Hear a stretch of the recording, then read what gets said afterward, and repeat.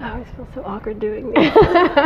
I'm sure like at some point it like settles into like very conversational though, right? It does. You kind of forget what you're doing. Yeah. Especially because I've done formal podcasts where you're like talking into a microphone. Right. And so like you physically kind of feel it that you're like talking into a microphone.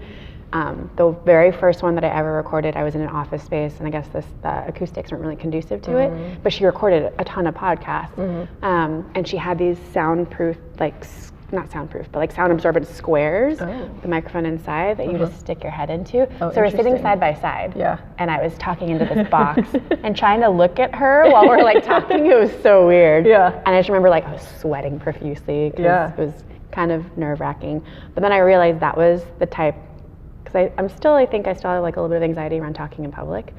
But like speaking in public or in front of people or on panels or anything like that. But like I feel really comfortable with podcasts because I think it is conversational in nature. The fact that they can edit afterwards. Right. I don't and edit, by the way. That's fine. I'll let it all hang out. Cool. So every episode we start with, how did you get here? I walked here. So I live in downtown LA. This is my office. It's a pretty sweet space. I live about 15 minutes away. Oh, cool. So I'm one of those fortunate people that gets to walk to work as their daily commute. Yeah. So yeah, I walked here specifically to meet up with you. Great. And how did you get to this point in your life? So I grew up in the Bay Area. Came down here for school. I went to UCLA for college. Los Angeles, go Bruins.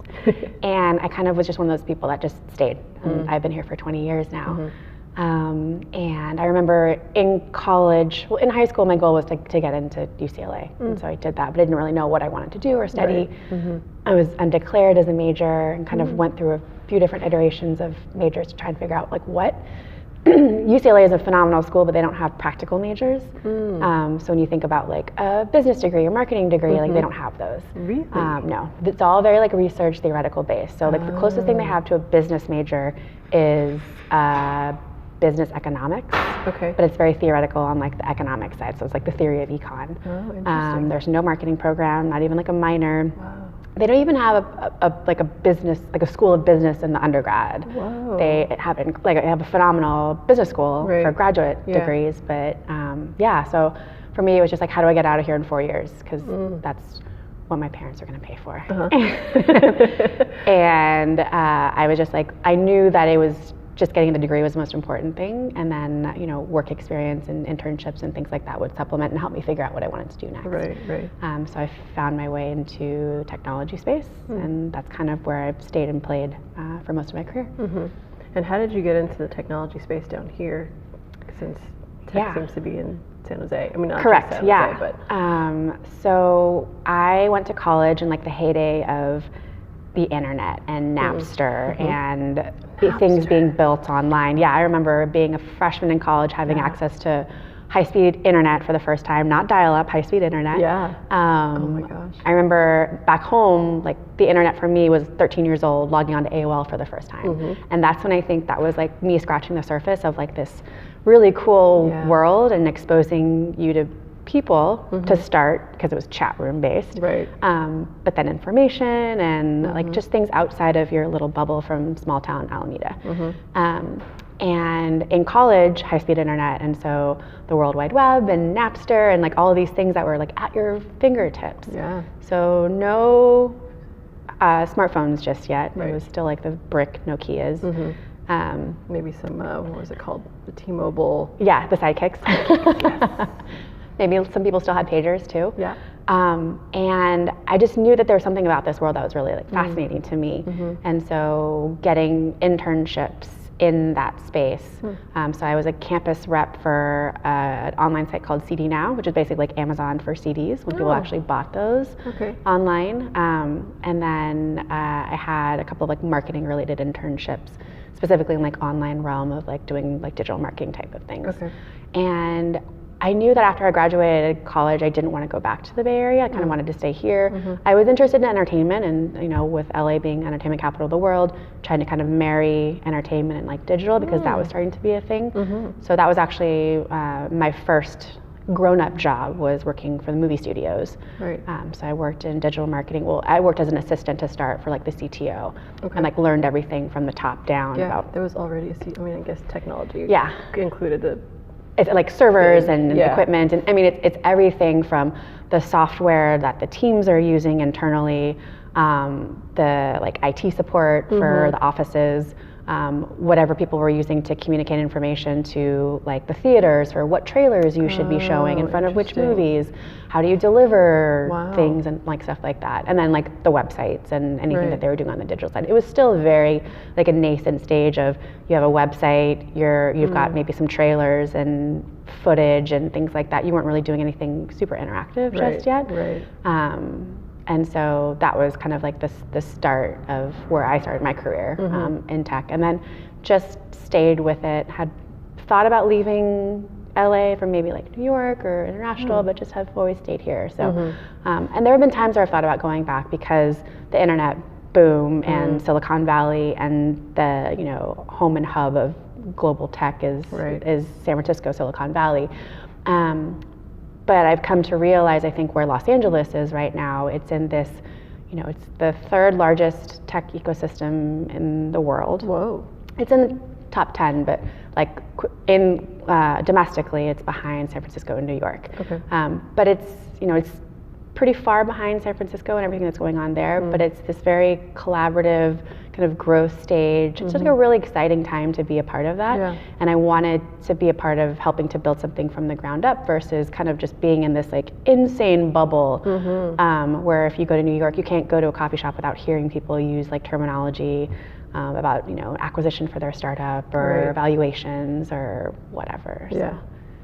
Yeah, that whole world just blows my mind. Like I'm still learning like what accelerator programs are, and like coming from sports, like there's no real crossover until I started working for the Quakes, and so all these startups want to be sponsors. Yeah, and so you learn about all the different things, and it's quite even the like world. The tools that you might be using for marketing or even tickets, right? So there's a lot of innovation happening when it comes to tickets, and how do we prevent scalpers and fake tickets, and now people are doing things with like blockchain and crypto with tickets that I don't really understand, but it's a thing.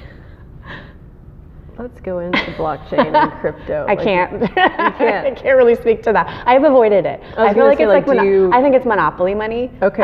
And it's wild to me that there are so many companies that have been built specifically to support and build things. Crypto, I think, more so monopoly money. I think there is some substance to blockchain and building on the blockchain. I just have kind of avoided that whole thing altogether and learning about it. So I'm feigning. Can you say what the difference is between crypto and blockchain? I'm going to feign a little bit ignorant. So I think crypto is the actual currency, whereas blockchain is more of the technology and the infrastructure. Okay. That makes sense. So like instead of like buying for things in dollars, you can buy for things in like Bitcoin or Ethereum or whatever the different currencies are. So Bitcoin would be the crypto, but correct. The way to use it would be the blockchain. Yeah, that's how I understand it. Got it. And I've tried like blockchain for dummies and explain it to like you would explain it to a 7-year-old. Right. And I'm still like, okay. Yeah, it's still just not for me, I guess. Yeah. Yeah, I had friends that like put stock or buy stock, whatever, they buy crypto and then they made profit off of it, and then I did it and I was like, I did not make any profit. I think I lost money. But going back to, so you work in tech now. How did Grid 110 come to be? Yeah. And if you could explain what that is. Sure. People don't know. Totally. So I spent most of my career more like actually immersed in tech, building things, so websites, applications. I'm not technical, so I don't have a technical background. I have to learn on the job, and so I was more of a project manager, product manager, operations, marketing, just making the ship run and making sure deliverables were done on time and talking to clients about specs and what they expected and making sure that we were delivering that. But in the process of that was learning as much as I could so that I could speak intelligently to our developers and our designers, that I could relay information back and forth, that I could call bullshit if I needed to on something, or really communicate to our clients like why something could or couldn't be done, why it was necessary or not. And so I did that for about 10 years, so starting in the studios, and then moving over to a software development agency where I was at for 6 years. And about 5 years ago exactly, so end of 2013, that company shut down. And so I'd been there for 6 years, helped to build it from the ground up. And it was just like, it was technically a startup, so as startups do, just like a financial issue, and just run out of runway. And so for me, the hard part about that, it was like a mix of like relief of like, oh, thank God, because I was starting to get a little anxious and antsy. I'm like, I'm not excited about working here, but I love the team, and I loved what we had built as a culture so much. So it was a mix of relief of like, I'm glad this is finally over, but then a lot of grief and guilt and like having to lay off the team right around the holidays and really trying to figure out what I was going to do next and feeling kind of stuck in that. So beginning of 2014, I kind of just allowed myself this space and place to just like explore a little bit. I was extremely burnt out, hadn't taken care of myself. I was one of those people that always felt like I had to be the first person in, last person out. So I was a workaholic. I had literally no social life outside of like my colleagues who were essentially my extended family. But it had just taken a toll on me, like mentally, physically, emotionally. And it kind of like manifested itself physically, where I just like had this like crazy neck pain. And I was kind of saddled on the couch for like 4 or 5 days and had tried acupuncture and massage and like a couple of different things, like drinking a lot of alcohol. And I think it just came to this point where I realized that a lot of the stress that I had been feeling, it was finally like showing itself physically. And so that for me was just like, I need to take better care of myself, and I need to not put myself in the same type of situation where I'm working my ass off for something and I'm not feeling fulfilled by it. I'm not really happy with who I am and where I'm at. Like I feel like I had checked off all these career milestone boxes of like climbing the corporate startup ladder. But at the end of the day, I wasn't really happy with where I was at the time. So I just started doing some self-exploration of like, what do I want out of my next opportunity? Don't rush it. Don't just take the next job that you apply for, it comes along. I started interviewing for positions that were similar to what I was doing before, like same pay, same type of projects. And I'm just like, why would I put myself through that again? And I just kind of came up with, the list of like needs, wants, like non-negotiable type things. And, I wanted to be around like really smart people. Like I always strive to be around, like be the dumbest person in the room so that I can learn and absorb from other people. I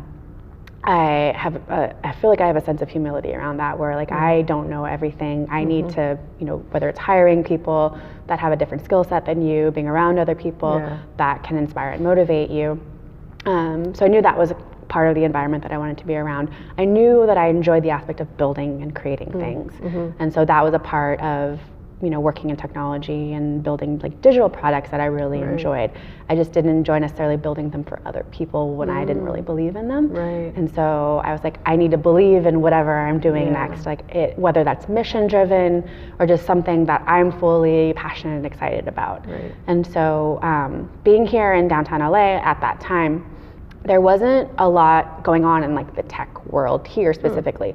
So the tech kind of community centers around the Santa Monica area. So Santa Monica, Venice, Playa Vista, it's called Silicon Beach. And it's where most of the startups are, venture capitals are, a lot of the community events, things like that. And downtown LA is about 16 miles to the east. So, imagine this is pre-train here in Los Angeles. So imagine, San Francisco to, I guess, like, I don't know, what is that, Castro Valley maybe? Or like Walnut Creek. But not having a train to get there. And so having to drive all the time. And that can take anywhere from maybe 20 minutes to 2 hours in traffic, right? So it's not an appealing thing to do. And so being here in downtown, which had kind of undergone this resurgence of industry and become, really a destination of restaurants and bars and people living here, just like a lot going on. I'm like, this is such a great place. There's so much energy. It's very similar to like a downtown New York in a smaller sense. Why isn't there more of that here? I know that there are creative entrepreneurs all around, but why isn't there a sense of like, why aren't there more startups here? Why isn't there a sense of community? It's probably way cheaper here than it is on the west side. So I just started talking to people and connecting myself with, people that were kind of movers and shakers in the downtown area, whether they were entrepreneurs, kind of community building, like worked in co-working spaces, which there are only a few of at that time. And we all had the same feeling, like downtown is like primed for something really special. There's nothing going on here. Is there something that we could be doing about that? So a group of us kind of met at the beginning of like 2014, got together, started talking, and met like monthly for about a year, trying to figure out like, why aren't there more startups here? Is there something that we could do about it? Talking to different stakeholders, got connected with the mayor's office. So City Hall is really close to downtown. Talked to different kind of corporate partners in the area, and Grid 110 kind of was the evolution that came out of that. It was a group of people that wanted to focus on community building, supporting startups, and making downtown, kind of like activating it as the next tech and startup hub. Right. And so that's how it started and came about. And what that became physically and tangibly was we launched a program. And so in trying to kind of identify what was the problem that we were trying to solve so that we could determine what viable solutions could be for that, we noticed that there was we thought there was an office space problem. So I mentioned that there were a handful of small co-working spaces here. And typically early stage startups need, small space that's flexible. But those spaces were a little too small. It was like fine if you were a remote worker or freelancer, like just needed a desk. But if you're a small team, there's no small offices here. On the flip side, there was about 6 million square feet of empty office space and like all these high rises here. And these building owners saw what was happening on the west side. They saw this like the boom of technology and startups, and they're like, we have so much space. Why don't they want to come here? It's cheaper here. But they were used to renting and leasing, multi-year leases to tenants that are like large law firms and accounting firms that are renting hundreds of thousands of square feet from them and like the cubicles and for like 10 years. And early stage startups don't have the money to invest in that kind of thing. So we were like, what if we could take some of your empty space that is literally just sitting there, you're not doing anything with it, let us help activate that. Let's do programming around it. We understand tech and creative and startups, you guys don't. Let's form a partnership to like try something out here. So that's ultimately what ended up happening. They gave us a suite in one of these buildings, and we're like, great, so let's just throw some startups in there and like we'll see what happens. And then we realized that we had to have some type of like programming structure. Like, why would these startups come in here just for free office space? Like, not necessarily. How could we make this a testable model? Like, what are the metrics of success for this? What does success look like for this and for the companies? So if they were given office space for 6 months and we were providing them with like mentoring, resources, access to our networks to help them kind of accelerate their business growth, where could they be at the end of those 6 months? And if we made all of that free for them, could they reinvest everything back into their businesses and grow? Could they generate more revenue, scale their businesses, hire people, creating jobs here in the city, and maybe ultimately getting office space afterwards? And so that was our initial kind of test that we wanted to do with the pilot program. So 2015, we launched our first accelerator program. So we put out a call for applications, picked 5 companies in like the fashion tech vertical. So e-commerce, wearable tech, like anybody that was doing something at like the intersection of fashion and technology. We gave them free office space, so they all got to move in physically and like work out of a shared space together. And we made it free, so there was no cost. We didn't take any equity in the companies, which traditionally most accelerators do. So typically they'll provide office space, they'll provide mentoring resources. Most of them will provide some type of like financial capital, so an investment in those companies, but in exchange for a percentage of the company. So for us, we're just like, let's just keep it simple. We'll do all of this for free because we're going to test this model out. And what we want to see as an outcome of this is, will you be more successful in business? Will you create jobs? Will you get office space after that? And if you do any of those things, which is what we're guessing will happen, that's like the win for us. And super tangible for you to measure. So we did that for the first year. All of those things happened. So within the program, the company started hiring because they had space now. They were being supported with different types of introductions to mentors, whether it was legal, financial, introductions around like business development and partnerships. And just kind of helping them refine a lot of what they were already doing. So these are companies that were already in business, were generating some type of revenue of some sort, and then seeing them grow and scale was like really exciting for us.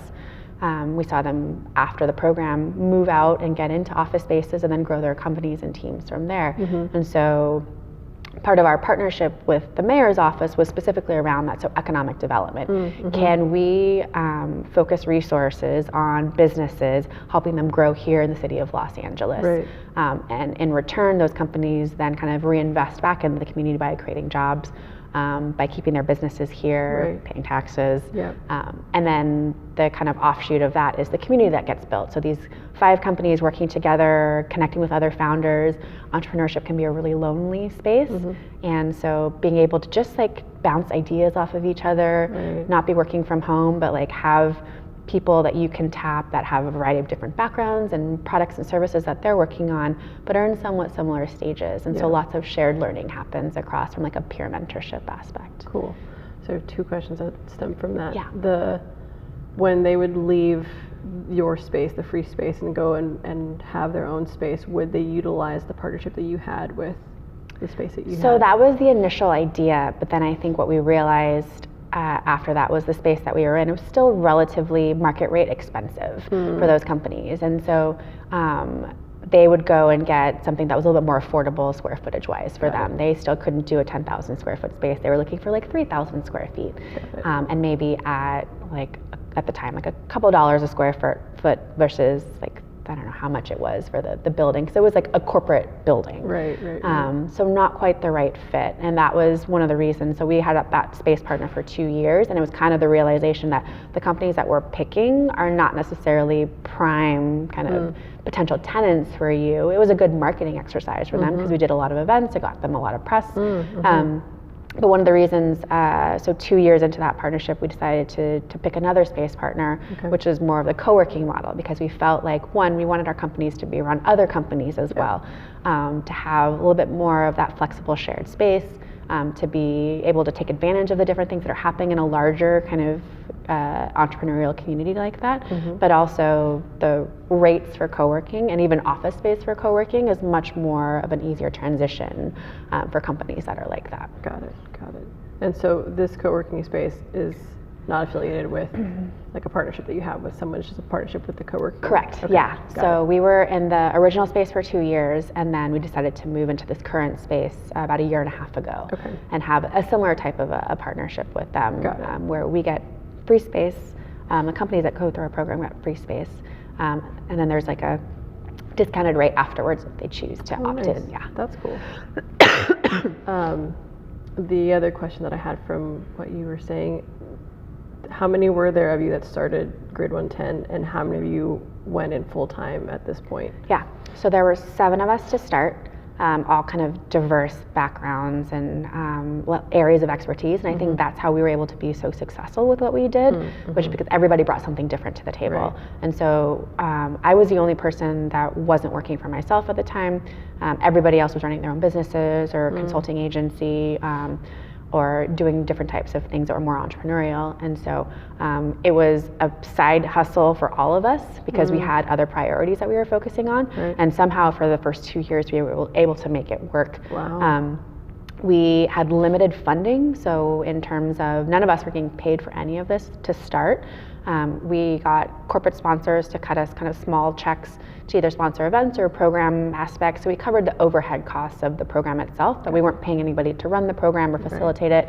We had really amazing kind of volunteer resources. And I think it was just like the sheer will of the mission that we had, what we were trying to do for downtown, that a lot of people wanted to be a part of it. And so a lot of the mentors, advisors, all of that was pro bono resources.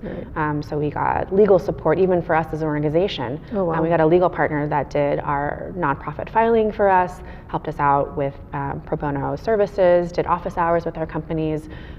We had a lot of interest from other kind of corporate stakeholders that just saw what we were doing and wanted to, like, we're doing the heavy lifting, and if you can just be a part of this by writing a small check or giving some kind of pro bono service to us, it just gave them visibility into doing something that was new and innovative. So for the first 2 years, limited funding, and then the mayor's office let us know about a grant that we would be eligible for. So we applied for that grant, Found out beginning of last year, so early 2017, that we got it. Sorry, hold on. No worries. It's December. I'm also not used to talking this much.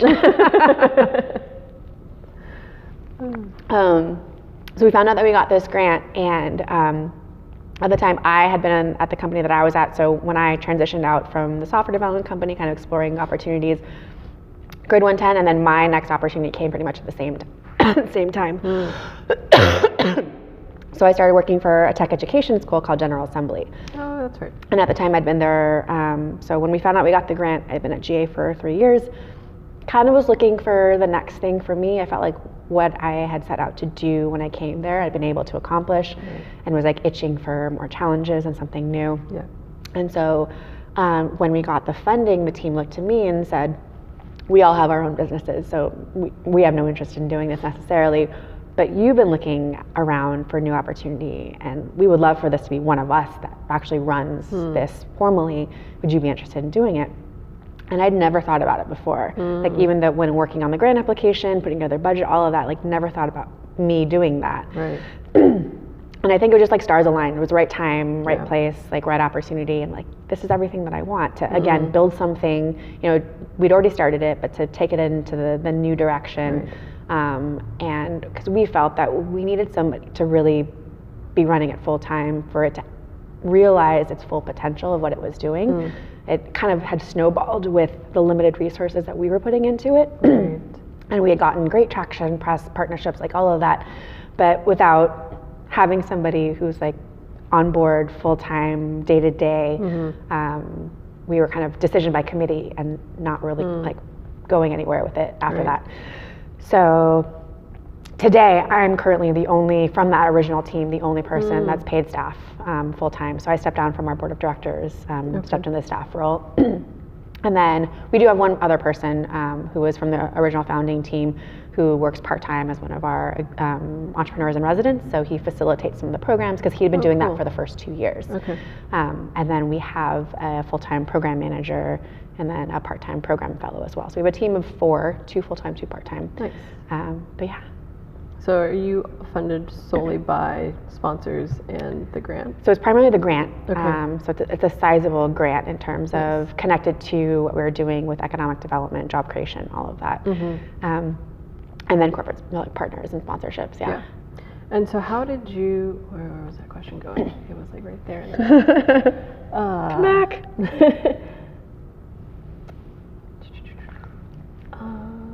I think I had like multiple questions. One was about budget, one was about funding. Oh, how did you get people to apply? Like if you were just these 7 people, you hadn't really created this program yet, how did you even get people? Well, we were one of the first people that I think were actually doing anything in this space in downtown, so anything around community building and stuff. And because of the partnerships that we were able to get on board, we kind of utilized that from a like broadcasting perspective of we've got the mayor's office on board, we have one of the largest property owners in downtown on board. And then each of us had individual networks that we just amplified things to and utilized whatever tactics we could. So, I mean, throwing launch events, parties with booze and food that are mostly sponsored, people will come and show up to those and then be the ones that are carrying on the message for you of like, oh, that's so cool what you guys are doing. I'm going to tell a friend about that. Got it. So we started it by doing kind of a launch event that we were able to get some press coverage around, and that just having it like spread from, so a lot of, like, even today, so that was 4 years ago. Today, still the number one way that people hear about us is word of mouth. So somebody going through our program and telling a friend about it. One of our partners sharing it with somebody, a VC telling it to a company who's not quite ready for investment, but like, oh, you should go check out this program. And so we've just made it, we don't really do any kind of paid like media or marketing. We do that through events. So we utilize events as a marketing mechanism to get the word out about us, to grow our mailing list, and to utilize that mailing list to share when we've got upcoming applications and things. So yeah, it was all word of mouth to start. Cool. But leveraging partnerships. Yeah. It's so funny that you're a tech company and the best way to get applicants is still through word of mouth. I mean, I guess we're technically not a tech company, but we play in the space of technology. Yeah. Because it's all about community building and relationships. And so when it comes down to that, it's like if we can amass, 100, 150 people that we know people that run organizations, right. that have mailing lists and newsletters, and instead of us having to go to all of these events ourselves, if we can strike up relationships and be like, how can we support what you're doing, right. In a variety of different ways, and then like, here's how you could support us. So. Yeah, and it's funny, like all these things are running through my mind as you're talking, because we're both pretty introverted, like we're extroverted introverts. Yeah. And the other thing that I think about is this younger generation is, I see the sweatshirts at the antisocial social club, and that's what they are. Like, they don't like to be social in this space, but they'll be social in this space. Yeah. And that's interesting. I actually never have thought about what that actually means, because I saw a sweatshirt yesterday. Yeah.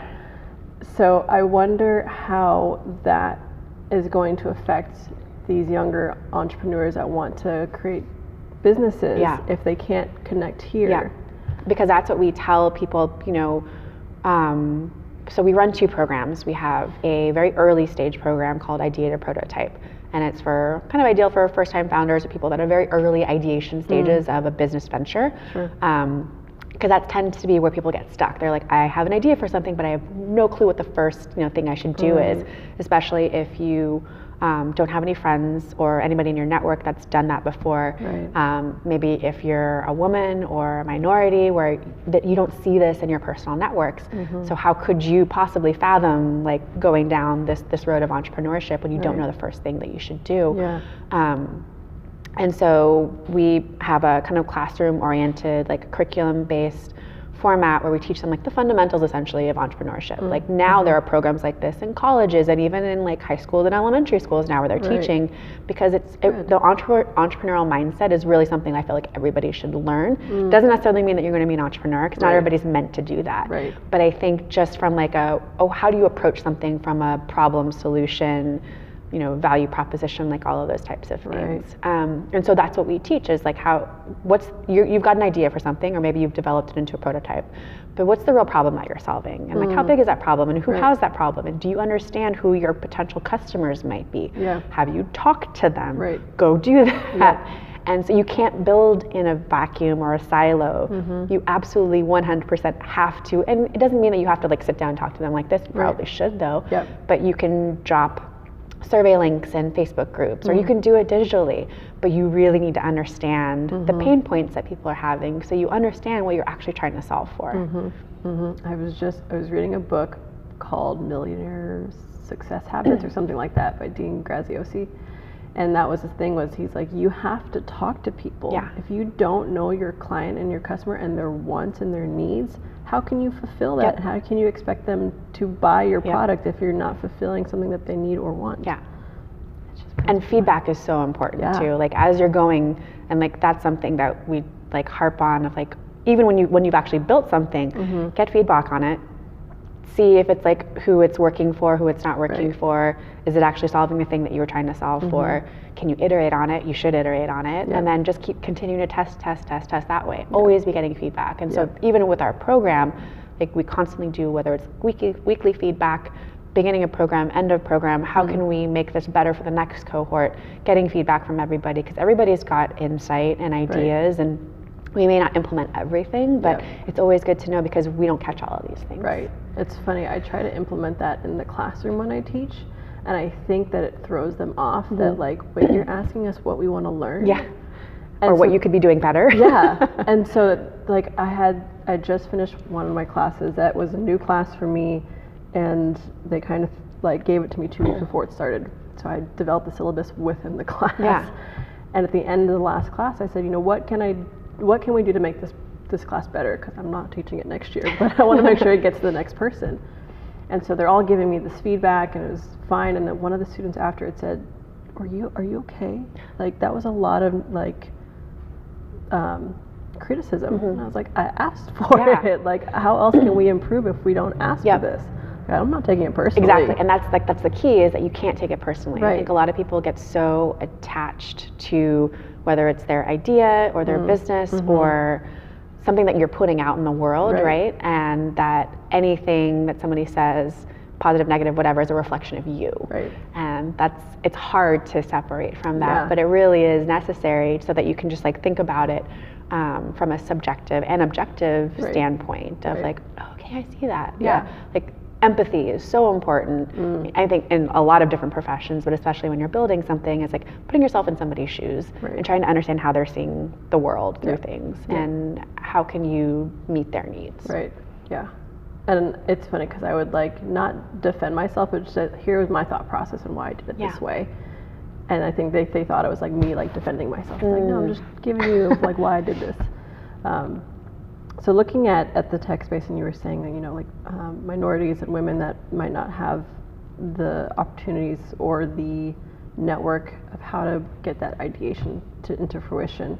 What advice do you have for people that have an idea and know that it'll work, but don't know what to do? Yeah, I mean, I think there are a lot of resources online now, like a lot of people, whether it's Medium blogs or how to do this, or use the first few steps that you can take. So there's a lot digitally that people can do, but I think it's taking the initiative, right, to not knowing that not everybody has access to like the right pathway or whatever it might be, but the people that I'm most impressed by that apply for our program are the ones that have been able to figure out something. And they're like, I have no formal training in this or expertise, but I just like started taking steps towards doing something, because I think a lot of people just get analysis paralysis, like what do I do first? And you know, I have to have this like everything built out like in a plan before I actually build something. But it's like, no, how do you like start testing your idea, talking to people? Could you build something that like maybe meets like 25% of their needs and then start moving forward with that? And so I think for people, it's, can you find a peer group, whether it's going to events or to hear someone speak, or are there different types of programs, kind of like a Grid 110, that you could look into, just to be around more entrepreneurs, to absorb everything that you can. Like there's obviously tons of books on the subject. We advise the companies going through our idea to prototype program to have at least read or start reading the Lean Startup. And I think it just gives a really good framework for how do you take something from idea and like start incrementally testing it, iterating it, testing it, getting feedback, and not feeling like you have to have this full-blown company, but like you can try something. I don't believe in business plans. I actually had to a girl that I mentor, she was pledging a business fraternity at her college, and they wanted somebody to come in and talk about how to put together a business plan and why it's important. And I'm like, I actually don't do business plans, and I don't, like in the startup world, there's more of like the business model canvas or the lean canvas, so it's like a one sheet overview of you're the business that you're trying to build. And I'm like, I think that's a better investment of your time to just try something that's like a model for something versus trying to write this like 50-page plan and never actually getting to build the things that you're trying to build for. Not to say that like banks and things like investors, like some people want to see a business plan, but I think when you're just getting started, like that's not the best use of your time. There are so many other things that you could be doing. And I feel like the investors that you end up getting don't even read the business plan. They trust more of like the feelings that they get from the person and what your passion behind it. Oh, totally. It's usually, it comes down to like the founder themselves. And like, do I think this person is capable to carry forward what they're telling me that they're going to do? Because it's like a relationship. When somebody invests, it's like a marriage. Like you're stuck with that person for like however 7 to 10 years maybe.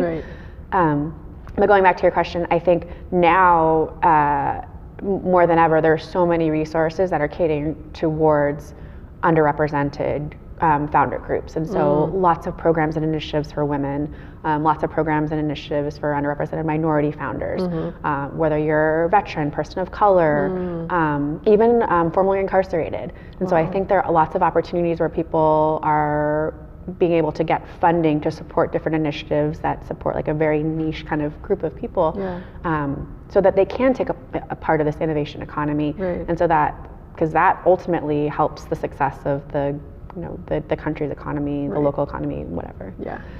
Why do they keep going like that? It's like, it's right there, and like I'm trying to engage, and then it just goes. The companies that come through, and I hear startup, and I immediately think that they're tech companies. Yeah, no. But is it always tech? Like, what kind of companies come through? So I mentioned we started in fashion tech, and so when I came on board last year, we changed a couple of things. So one, we moved into this space to be part of a larger community. We launched the Idea to Prototype program because we were getting a lot of applications for companies that were in this earlier stage of like, I have an idea, but I don't know what to do with it, or I haven't quite launched yet. And the minimum requirement that we had for our other program, the residency program, was that you were kind of 100% working full-time on your venture, that you had a product or service that you had launched, you were generating some type of revenue, had users, or maybe had funding, like some sort of traction or validation. We didn't want to be working with people that hadn't quite gotten to like the launch phase yet. And so we're like, but a lot of people are in that phase. So is there a program that we could develop around that? And then the third thing that we did was we went vertical agnostic. So we opened up our applications to any business vertical. And we didn't specifically say like tech or non-tech, but that kind of was implied.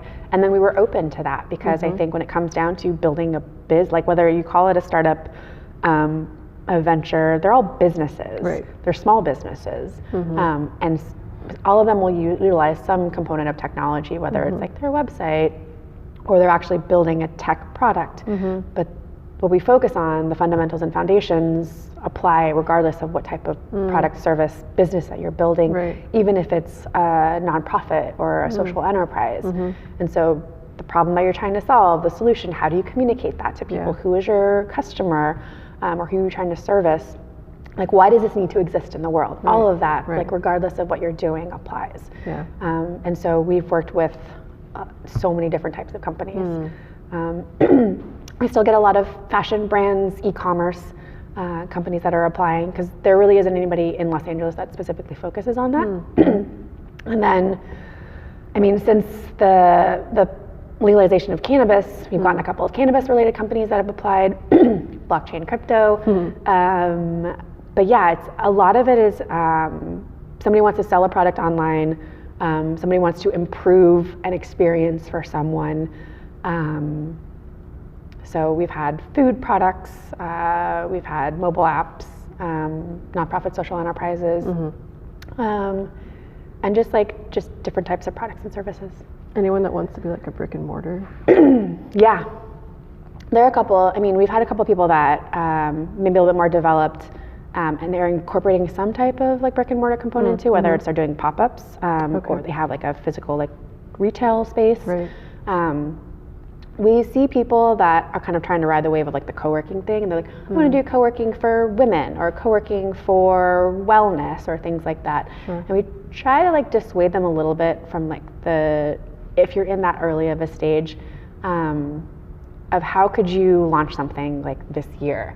And instead of having to try to think about I have to raise money to have a physical location, is whatever it is that is you're differentiating about your service versus any other co-working space. So if it is like wellness and co-working, could you partner with an existing co-working space to bring wellness programs to them? Could you partner with a co-working space to do specifically like female related programming for women entrepreneurs and founders and professionals? And so is there something that you could launch like soon rather than later to test out this model, to build a name for your brand, to start getting customers and talking to people, and then like if you still want to go down that road, like do that, but like what's your minimum viable product, your MVP, right? Nice, bringing the sports back. Where can we go from here? So many options. What can companies do, like the companies that are already established, if they want to hire more women and people of color, what needs to happen in order for that to happen?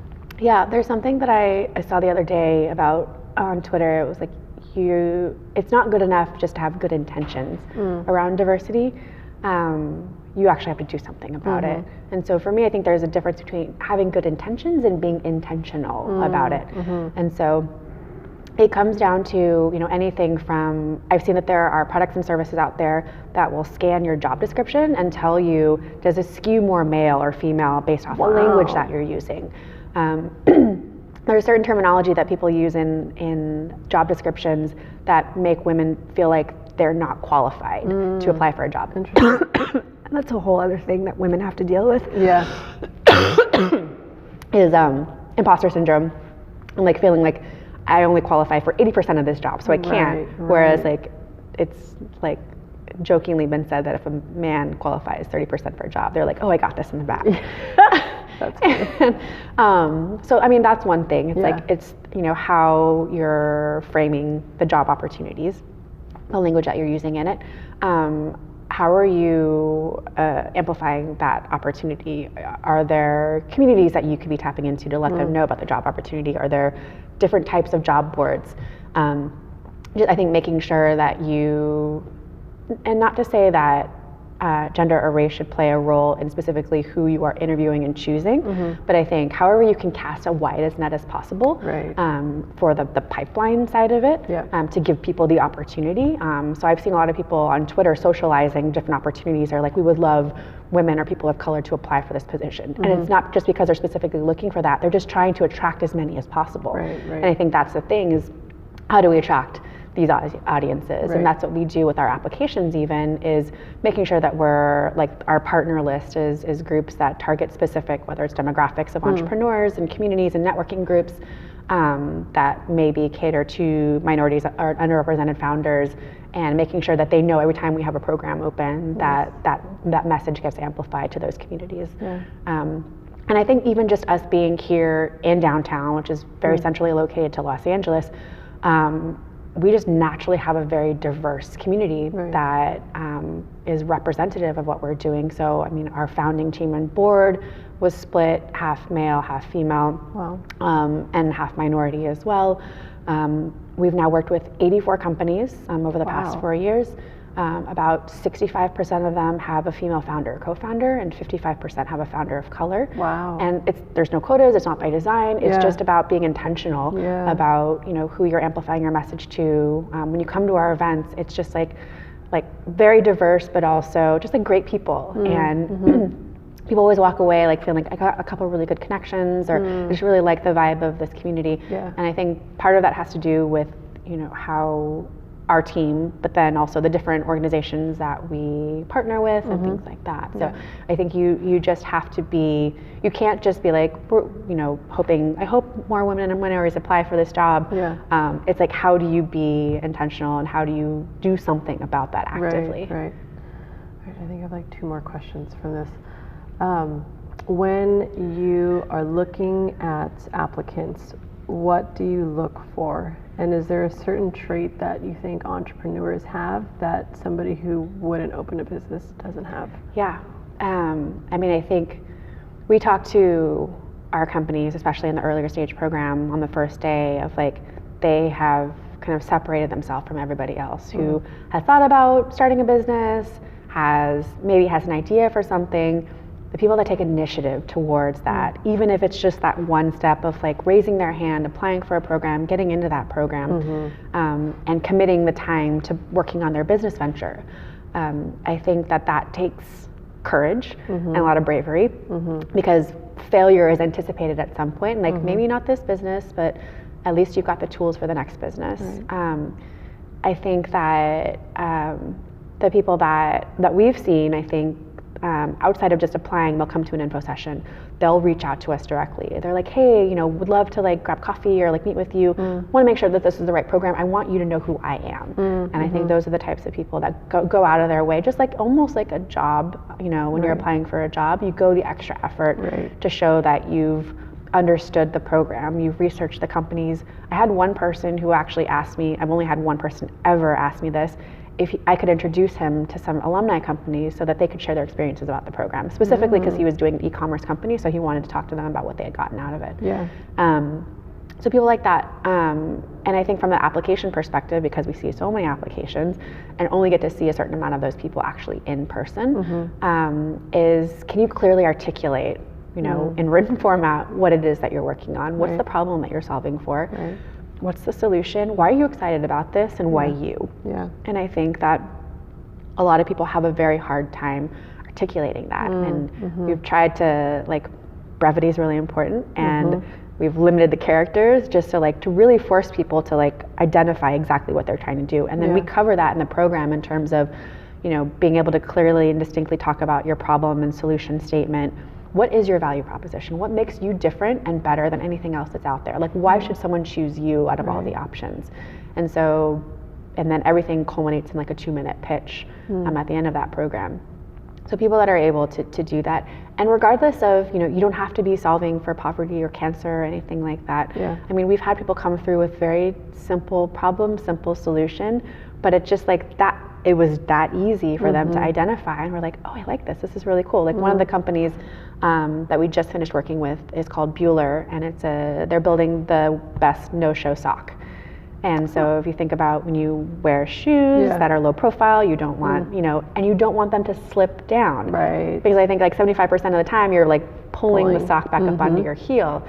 So they've developed a sock, and they actually had a prototype. They've developed a sock that stays on. And it's a simple problem, simple solution. But you're just like, this is amazing, because this is a problem that, you know, when they were talking about it in the group, they were like, they posed the problem to the group. They're like, how many of you wear no-show socks? How many of you spend most of your time pulling the heel up? And everybody started laughing, but they're like, yes. And they're like, how would you like a sock that didn't do that? And they're like, okay, tell me more.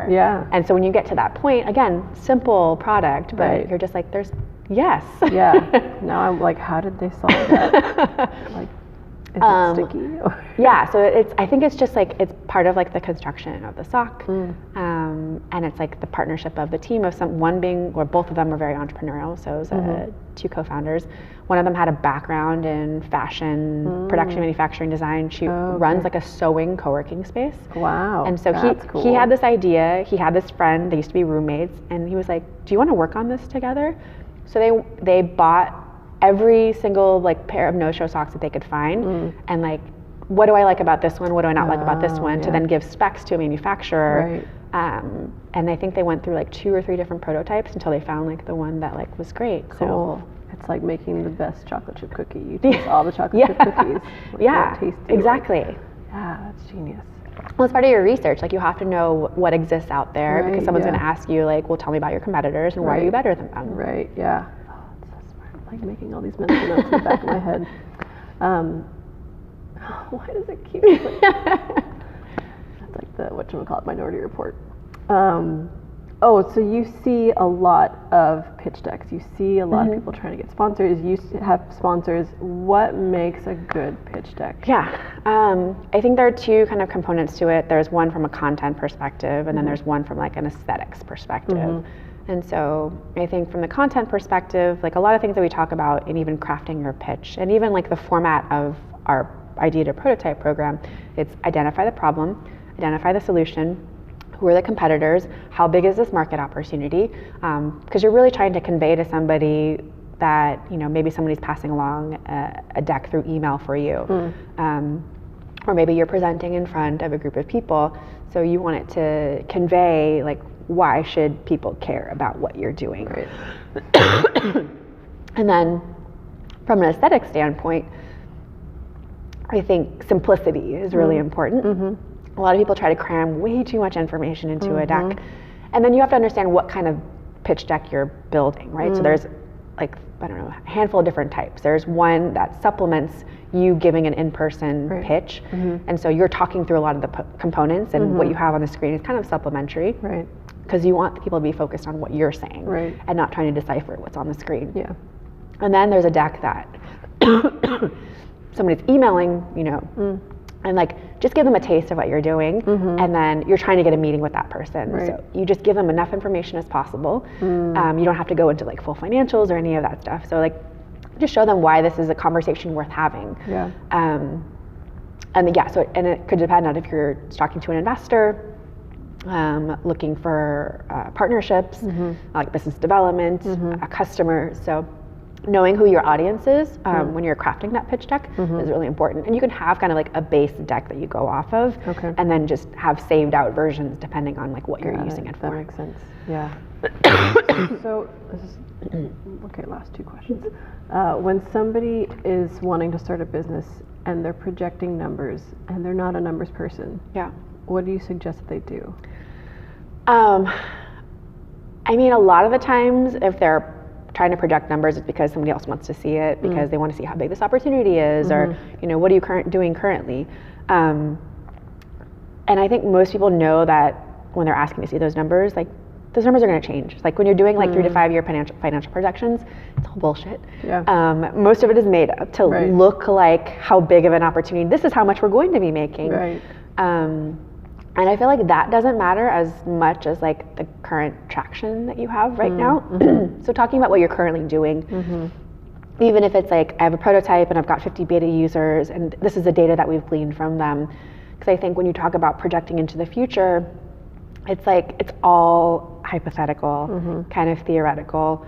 I think there are like lots of different financial models that you could probably find online to give you an idea of like, oh, this is what people want to see, and then like plugging numbers in. And a lot of time it's really understanding, do you know how you're spending your money?